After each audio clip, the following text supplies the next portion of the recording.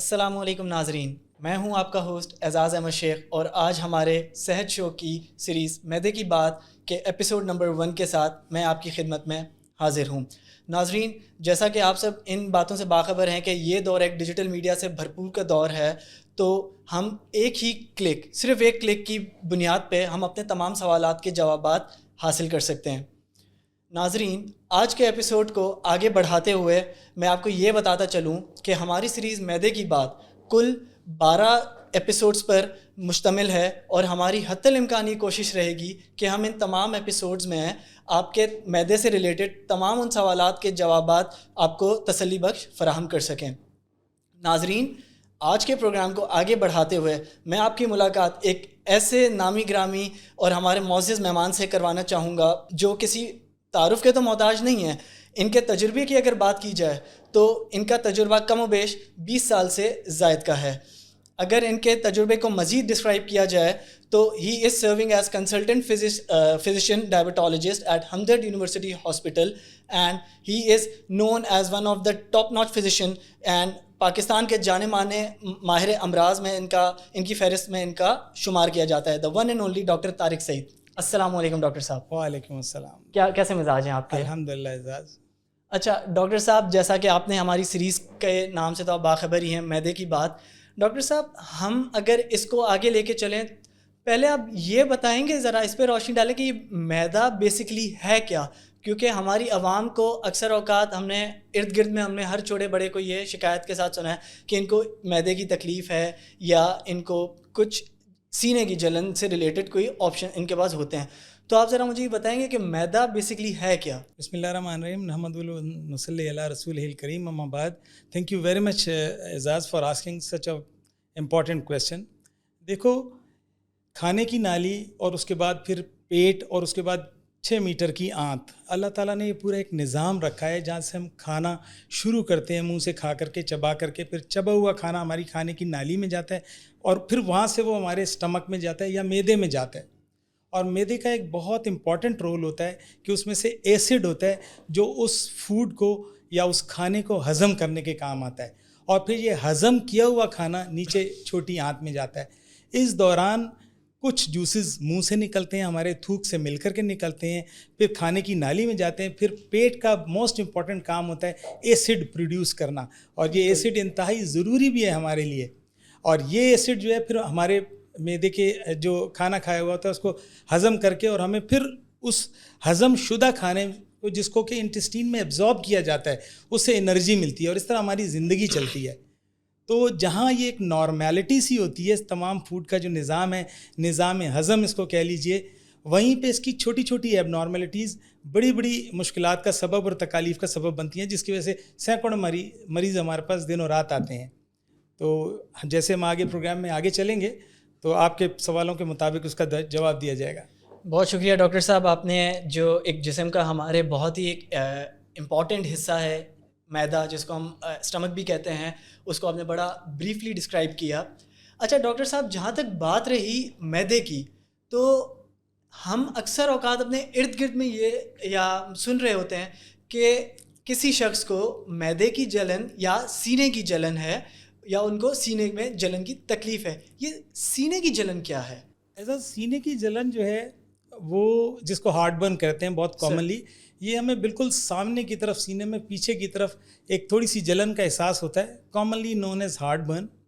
اور معدے کی جلن تھوڑا سا اس سے نیچے ہوتی ہے۔ معدے کی جلن کو بھی لوگ اسی میں لے لیتے ہیں، لیکن بیسیکلی یہ کھانے کی نالی کے نچلے حصے میں جو جلن ہوتی ہے اس کو ریفر کیا جاتا ہے۔ زیادہ تر یہ ایک سمٹم ہوتا ہے ایسڈ ریفلکس کا۔ ہمارے معدے میں جو ایسڈ پروڈیوس ہوتا ہے ہاضمے کے لیے، وہ کبھی کبھار اوپر کی طرف ہماری کھانے کی نالی کے نچلے حصے میں آتا ہے، اور ہارٹ برن یا سینے کی جلن اس کا ایک سمٹم ہوتا ہے۔ تو بیسیکلی نیچے جو پرابلم ہوتا ہے وہ ہوتا ہے ہمارا ایسڈ ریفلکس کا، جس کو بہت عمومی طور پہ GERD گرڈ یا گیسٹرو ایسوفیجل ریفلکس ڈیزیز بھی کہتے ہیں، یا تیزابیت کا اوپر آنا بھی کہتے ہیں۔ تو سر، اگر ہم اسے عام زبان میں بولیں تو ہارٹ برن ایک ایسڈ ریفلکس کا کانسیکوینس ہے۔ جی بالکل، آپ نے درست فرمایا۔ اچھا سر، تو پھر اگر بات جہاں تک رہی معدے کی جلن اور سینے کی جلن، تو پھر کیا یہ دونوں ایک ہی؟ اکثر اوقات دیکھتے ہیں نا لوگ ایک ہی اس چیز کو سمجھتے ہیں. آپ نے تو ابھی بتا دیا ہے مختلف ہے, تو اس کا کیا ڈفرینشیٹنگ پوائنٹ ہوگا؟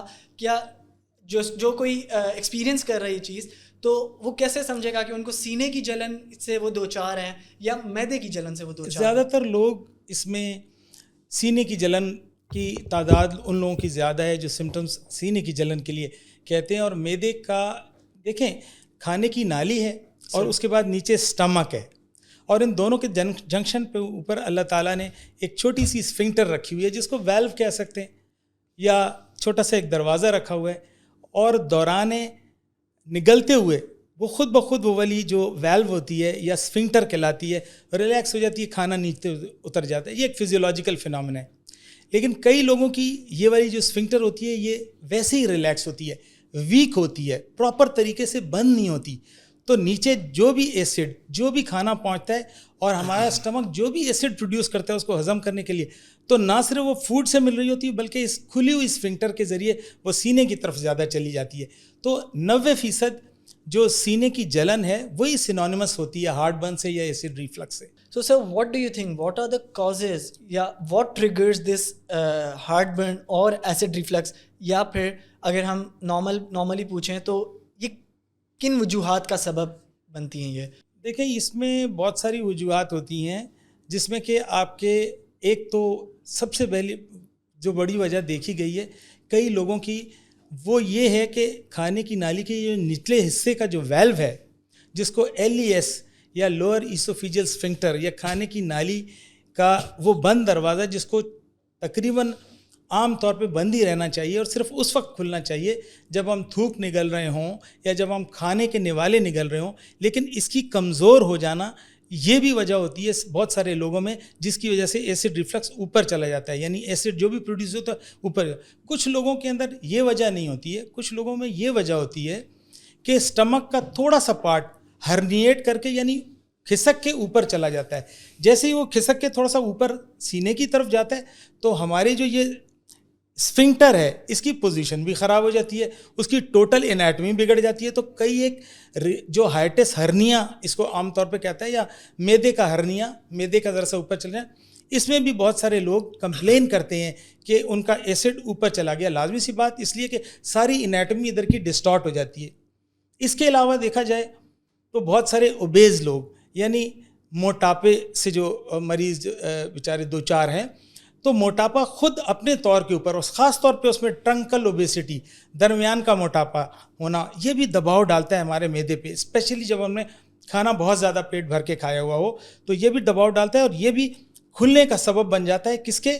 اس کے وہ جو نیچے لوور ایسوفیجل اسفنکٹر ہے جس نے بند رہنا ہوتا ہے وہ بھی ان لوگوں میں کھلی رہتی ہے اور دب کے تمام ایسڈ اوپر کی طرف چلا جاتا ہے. اس کے علاوہ بہت سارے لوگ جو بہت زیادہ کیفین وغیرہ استعمال کرتے ہیں, بہت زیادہ ریپیٹڈ کڑی ہوئی تیز چائے, تیز کافی, سگریٹس کا بہت زیادہ استعمال, کھٹی چیزوں کا بہت زیادہ شوق ہونا, ٹومیٹوز, سٹرس فروٹس وغیرہ, اور بہت زیادہ اوورٹلی فرائیڈ فوڈز, یہ ساری چیزیں نا ایسڈ زیادہ پروڈیوس کرتی ہیں. جب ایسڈ زیادہ پروڈیوس ہوتا ہے نارمل سے اور ایسی انکمپیٹنٹ لوور ایسوفیجل اسفنکٹر ہوتی ہے تو ایسڈ اوپر جا کر کے کھانے کی نالی میں پھر ہارٹ برن کا سبب بن جاتا ہے. تو یہ بہت سارے کازز ہیں جو زیادہ تر مریضوں میں ہمیں دیکھنے کو ملتے ہیں.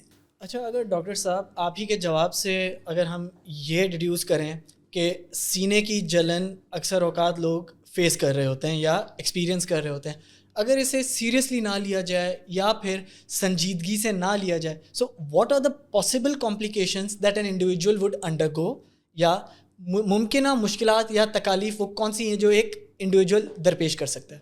اچھا, یہ ویسے تو ہارٹ برن ایک بڑی کامن سی کمپلینٹ ہے, اور 10 to 30% کے قریب لوگ نا اپنی کبھی بھی آف اینڈ آن یہ کمپلین ضرور کرتے ہیں.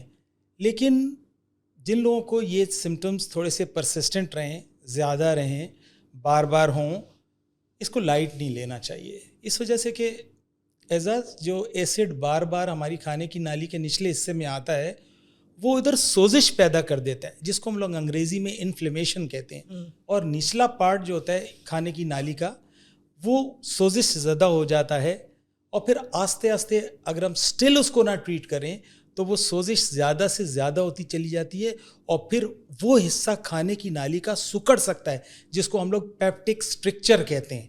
اچھا اس سے پھر کیا ہوتا ہے کہ کئی پیشنٹس کو کھانے میں نوالا نگلنے میں دشواری شروع ہو جاتی ہے کیونکہ کھانے کی نالی انفلیمیشن کے بعد سوزش کے بعد تنگ ہو جاتی ہے اور بند ہونے لگتی ہے.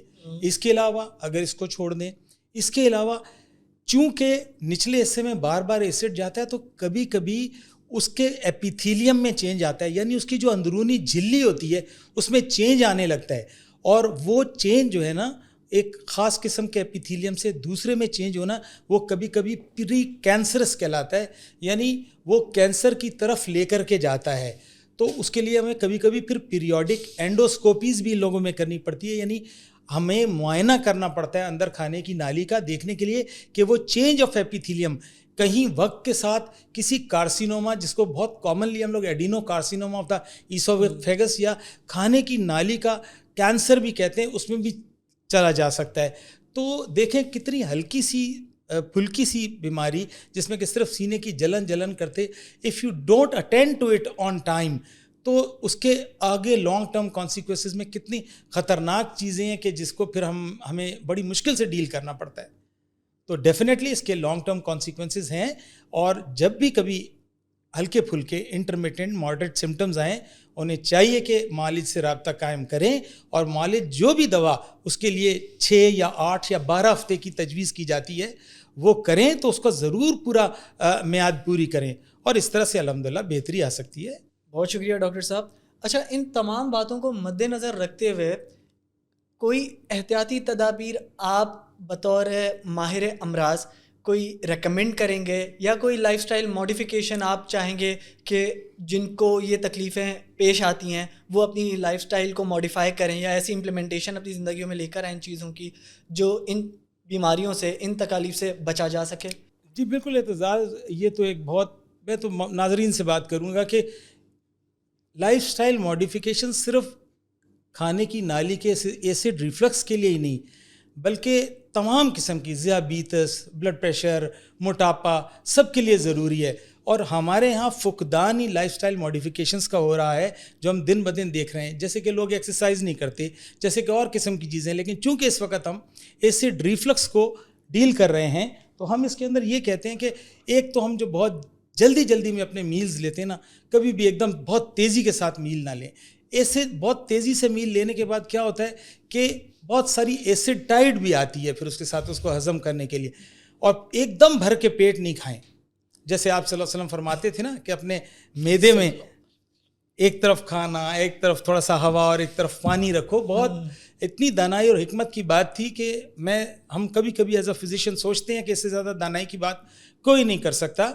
کہ آپ یہ دیکھیے کہ اسمال فریکوینٹ میلز, اگر آپ تھوڑے میل کو ذرا سا ہلکا رکھیں گے, ایک دم بھر کے نہیں کھائیں گے, نہ وہ اتنا زیادہ بھرے گا اور نہ وہ پھر دباؤ کے ساتھ اوپر کی طرف آئے گا.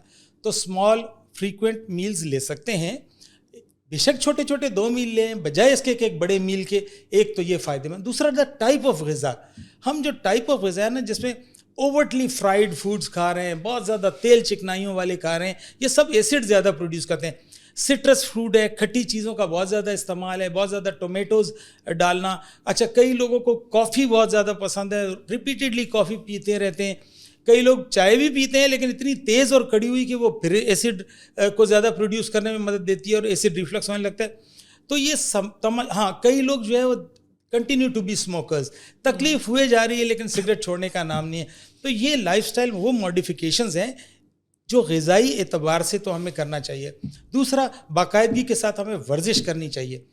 اچھا کھانے کے فوراً بعد نہ لیٹنا نہیں چاہیے, کم از کم ہم لوگ کو 2 to 3 hours کے بعد لیٹنا چاہیے, جو ایک طریقہ ہے. اور دوسرے وہ جو پیشنٹس ہیں ہمارے جو کہ فرما ہیں یا جو اوور ویٹ ہے تو ان کو چاہیے کہ ویٹ لوز کریں. اچھا losing weight always helps acid reflux, ہمیشہ یاد رکھیے گا. اس طریقے سے کر کے ہم اپنے آپ کو بہت بہتر قسم کا زندگی اور اپنا ایسڈ ریفلکس کو بہت اچھی طرح کمبیٹ کر سکتے ہیں. بہت شکریہ ڈاکٹر صاحب آپ کا کہ آپ نے ہمارے لیے اپنا قیمتی وقت ہمارے لیے سرو کیا, اور ہمیں اور ہمارے ناظرین کو آپ نے ایک اتنی اچھی نالج سے آگاہ کیا. And thank you so much for imparting this useful knowledge into our minds. ناظرین آج کے اس ایپیسوڈ کو اختتام پر لاتے ہوئے میں آپ کا ہوسٹ اعزاز احمد شیخ ہمارے خصوصی مہمان ڈاکٹر طارق سعید صاحب اور ہمارے تمام ویورز کا شکریہ ادا کرتے ہوئے اجازت مانگتا ہوں. انشاءاللہ اسی پلیٹ فارم سے آپ سے ایک نئے ایپیسوڈ میں اور ایک نئے خصوصی مہمان کے ساتھ ملاقات ہوگی. دیکھتے رہیے میری صحت .pk. خدا حافظ.